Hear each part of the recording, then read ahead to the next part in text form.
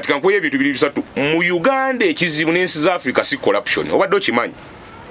kimbadde sikimanyi mu Uganda mwana tu ekizibu si corruption mu nsi za Africa zonna everywhere ebizibu ebintu ebikwatagana ne ssente okukyankana n'okubulankana biba bisatu ekisooka kibayise corruption obuli bw'enguzi ekyo buli omu akimanyi ekyokubiri bakiyita bribery okugulirira ekyokusatu bakiyita embezzlement okubulankanya kati corruption is for survival corruption mu Uganda kiki enguzi bribery okugulirira embezzlement okubulankanya kati corruption is for survival mpankuwe mpa yettane muruka yesigali kukubo ntwala amatewa kana na ogende okole kugamba buli omu afuna mu se win-win situation mpa yo mutwalo nzijanja abo mwana wo ntwala amatewa kanzo omusawa ate no mwana wo nawe mujjanja win-win situation corruption then bribe is for anyaga ambye era bitabuli mu koti kwega kugulirira ku mataka abakubwa kuwa office. Then embezzlement kwe kubulankanya let you learn it from learn it now. Obuzi bwa Uganda is embezzlement si corruption. Kubulankanya bwe bayisa sente z'oluguudo olulamba oli n'alubba n'agenda nalo is that corruption? Bwe buzibu bwa Uganda because corruption nkugambye ne bwoba gwe fike okuze tuuka wano Allah nsonyi wesigamba mbo oba byalibo baki noyinza okuwina nawe wakwata yebbiri noziwayo bakwanguyizeeko akantu akamu kituyita corruption for survive. Naye embezzlement naali oluguudo musajja omu n'atambula ng'alina eddwaliro mu kooti omu okategedde nti obuzibu embezzlement si corruption si bribe kuba ate embezzlement yereeta corruption kuba olina okugulirira abo bonna bribe yegenda okugulirira abo bonna abakunoonyerezaako yereeta corruption. You have to corrupt those people singa tewabuzaankanya ssente ani gwe waliguliride era ku nsonga ki so osooka bulankanya kama okubulankanya kwekuzaala bino byonna ate nga era okubulankanya kunene okusinga bino kuba teriyo corruption ekwata kawumbi teriyo mbwikurabilali with kawumbi ate ekyo kirala corruption buli omu afuna okujjako atakibaddeemu tako naye pati zombi zifuna agitutte n'agiwadde fenna tufuna mu corruption ne bribe ono gwoguliridde era ateeka mu nsawo naawe n'akusalira omusango pa ngambye bwe nti buli omu n'afunamu n'osigala ebweru oba n'otwala ettaka ly'omuntu n'olinga naye atutte omugaati eka naye embezzlement omusajja akwata eddwaliro tugeze lyeka nakapiripiriti oluguudo lw'embalala n'agenda nalwo ng'ate ye tasula mu eriya eyo olw'ettaka nze natwala emyaka nga mpulira ettaka oluguudo lw'ebusaabala olwo abasajja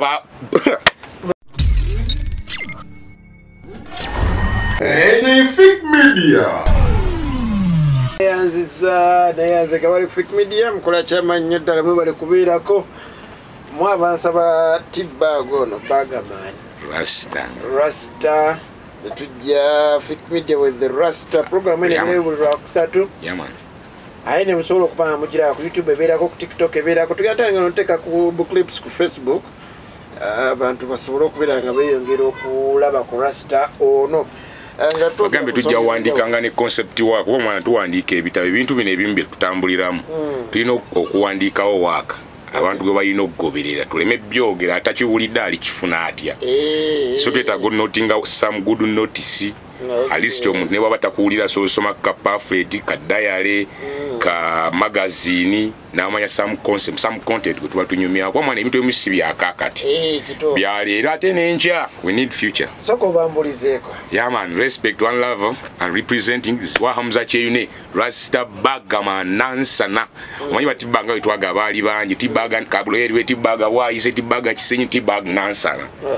nenva mu Tibbaga nenfuka Bagman so kati mwenna mbabuuzaako Bagman alongside Fik Media mwenna abatulaba era abatuwuliza abatufollowing ku program zonna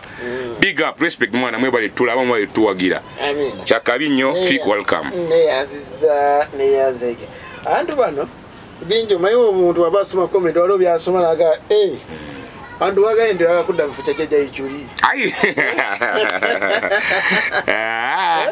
Kati jaja ichuli ine bintu bibiri bye yali mwana ansinga. Okay. Esooka ichuli yali alaba yo nnyo okusinga nze. Alaba maaso nnyo kwegaze nali ninawe enkoma ate nakkiza ichuli yali alengera nnyo maaso. Tubiraba kati. So kati ekyo ekintu yali akinsingira ddala wala. Nyizo okubasobola kulinnya mu ngattozi. Ekyokubiri ichuli yali alina network kwega nnene enkwansu yali akoze emikwano abantu yali awangaliramu bali babedo okunsinga kwega yali alina asobola okufuna information gyayagala mu budde resources zakozesa mu budde kwega yalina network eyakabi ate ng'alengera wala nnyo okunsinga so kanyiza okuba mwana sigwa mu ngatto za musajja oyo ate omusajja yakikutaddemu ye tumugambe tutya anedda mwana jasindoza kabakadde kuba ne jjajja ichuli yagwa bugwi ku olwo naye alina gye yayita najja ng'asoma kina network ng'akonectinga kino paka yatuuka we yali kabakadde kati n'oli yakikola n'afuuka ichuli kati nange bag oweno mu geto enansana nina moves z'entambula bujja tuuka nga ndi eri ndi baggaman bantu bangambe oli state agent state agent omanyi mwana nze n'ekintu kye nnazuula bw'okola ekirungi buli omu abaako kyayogera buli akola ekyenjawulo mu community abaako kyayogera nze nagamba ndi musajja mu rasita kyekimpisa amini kyekinjogeza amazima kati bw'oyogera amazima titebagaagala kati bwe ndikubuulya kwega twali twogera ku mbeera y'omuzungu oyo bwatukozeemu twava ku natti ze baatusiba ne twogera ku bantu abali abalwanyisa gavumenti nga beebuzaabuza naye singa ate nnakuulya gavumenti mwana tojaga ono kyaleka ndowooza wa people power gavumenti byerimu volongoto wano yakoze simanyi biki munju mulimu ekyana ekibbi ne kibba simanyi ebifitata ne waateekateeka waliwo ogwana ogubba munju mulimu ogubbi obutonde babwonoonye buli omu ayonoona ono azimbye mu ntobazi boogerako bwogezi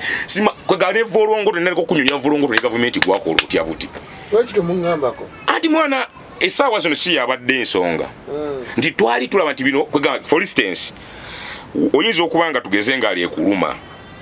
ninge essaawa zino obulwadde si bwangalo ng'obulwadde tugeze bwanjala ate oyinza okufa osooka kufuna kyakulya dentu okutulaba enjala eno kikintunuka tuginyige obuzibu ki kati mu bulwadde bwe tulina mu Uganda oba Africa engalo isemia gavumenti akalwadde kano zezi gavumenti zaffe mulimu enguzi obubbi okubulankanya ngo twayogera politics naye ate ekizibu ekino kibadde kikyali kiri kyoli omuzungu olwo the other time twakonsultuganya ku oyo omusajja n'enkweze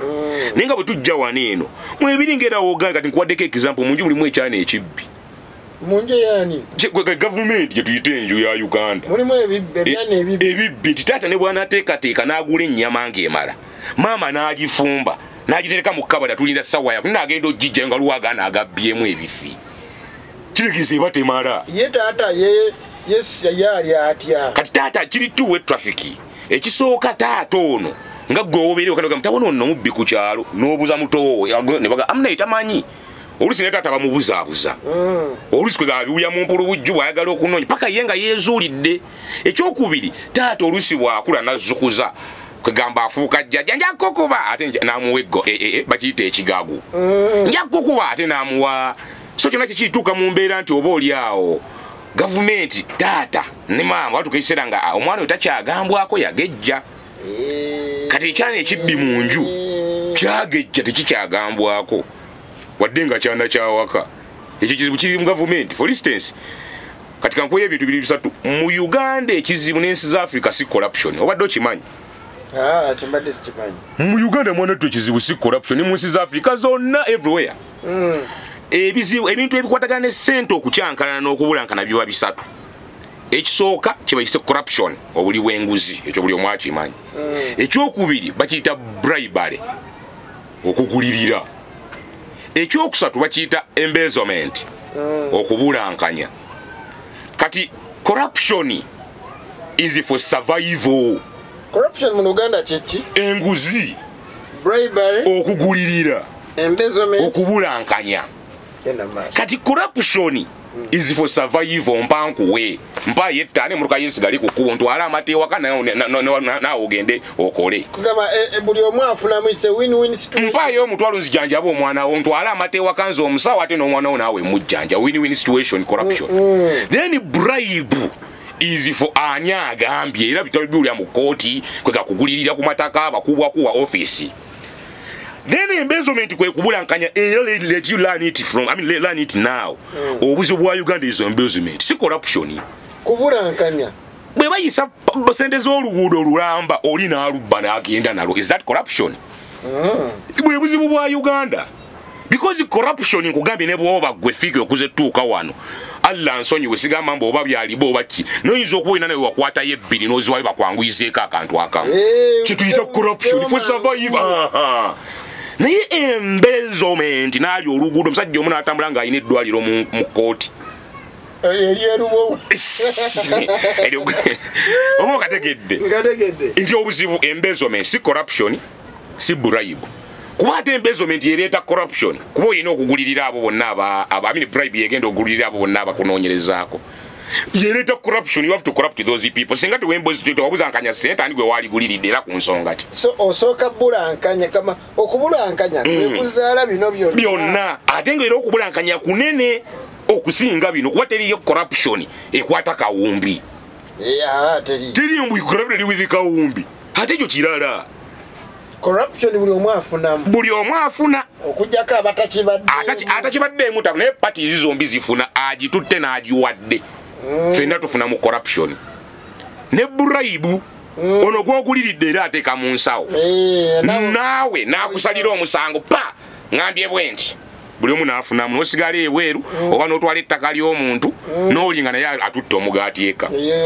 naye embezzlement omusajja akwata eddwaliro tugeze lyeka nakapiripiriti oluguudo lw'embalala n'agenda nalwo ng'ate ye tasula mu eriya eyo olw'ettaka nze natwala emyaka nga mpulira ettaka oluguudo lw'ebusaabala olwo abasajja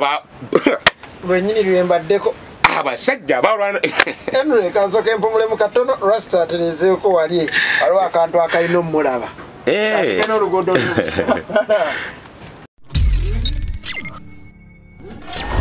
Anyfic Media tuli ku luguudo lw'ebusaabala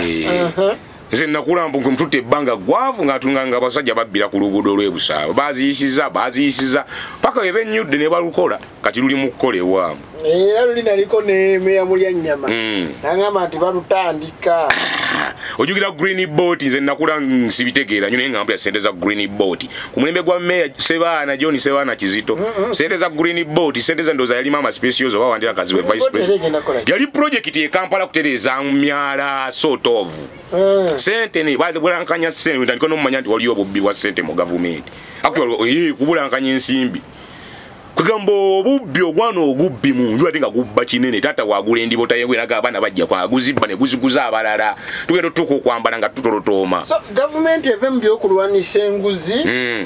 erwanyise bulankanya lya nsimbi that's the only logic kyokka kyegina okukwata kati gobadde okimanyi bayisa budget era fena tugimanyi ne baga nti budget gye bayisiza ya sente mmeka nti budget gye bayisiza ya trillioni 5 tugeze era bagamba abantu babawadde sente bali babawadde ezaabwe ne bali babawadde ezaabwe fena ne tukiza nti yes babawadde sente era n'omuntu wa bulijjo n'agamba abalimi babawadde zino abavuka babawadde zino abakadde babawadde zino tumalozinyo fena ne tukiza nti waliwo taate yaguze ebintu ewaka n'abireeta ne lwaki wano mukulu y'emmere tutudde tulinda we twebulize z'abavuka ziruwa ezabakadde ziruwa ziba zaala zeewa ziba zabulankanyiziddwa exactly kyekizibu kya Uganda kyokka teri kizibu kirala ababulankanya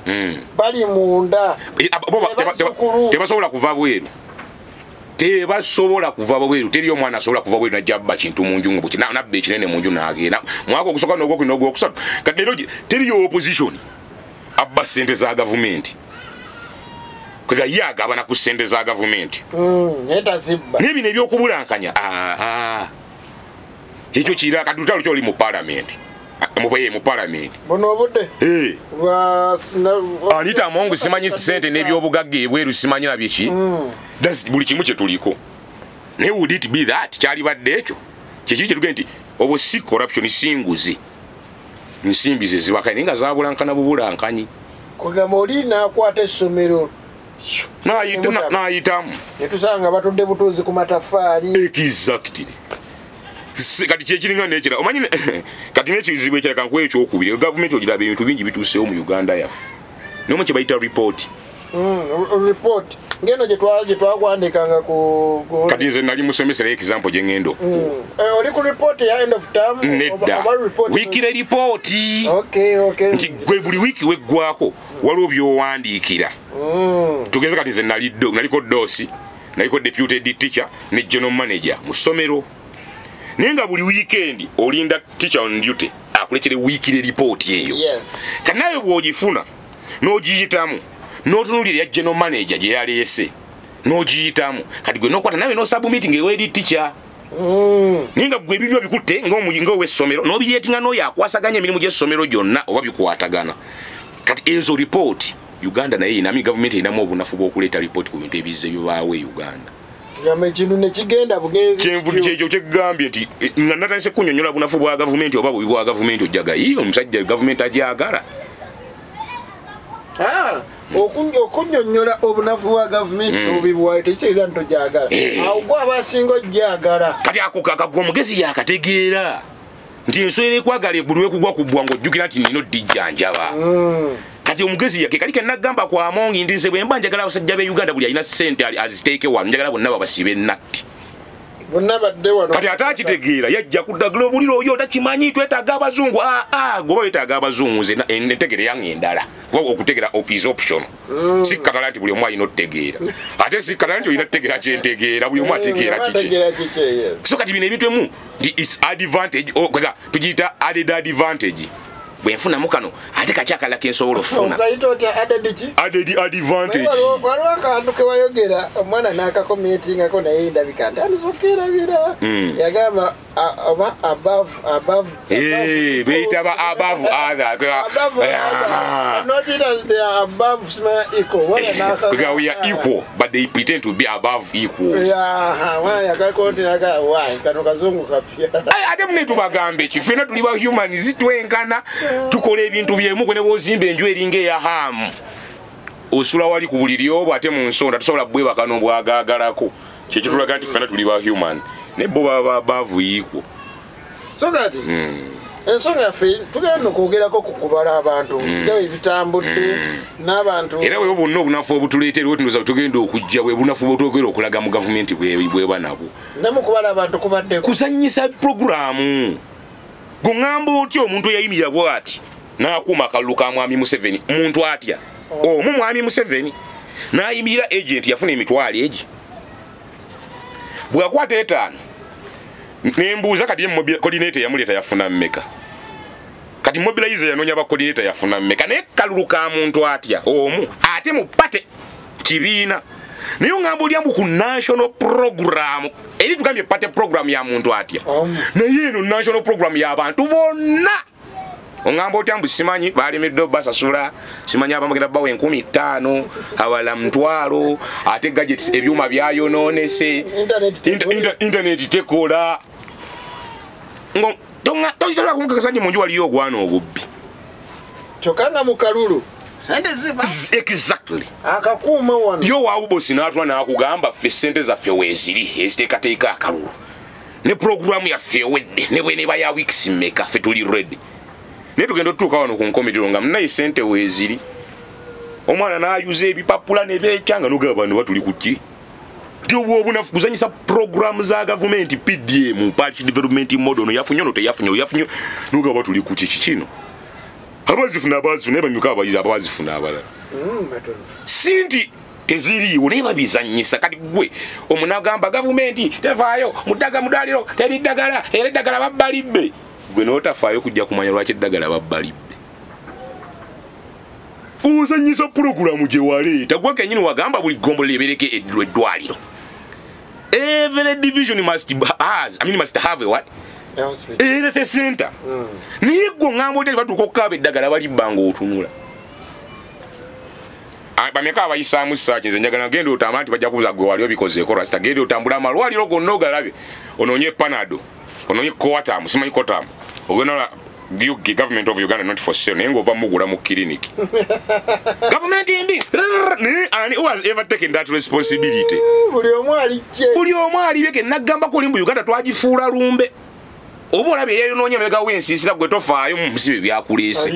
olinda mmere kulya abamu kwetega na kwetegula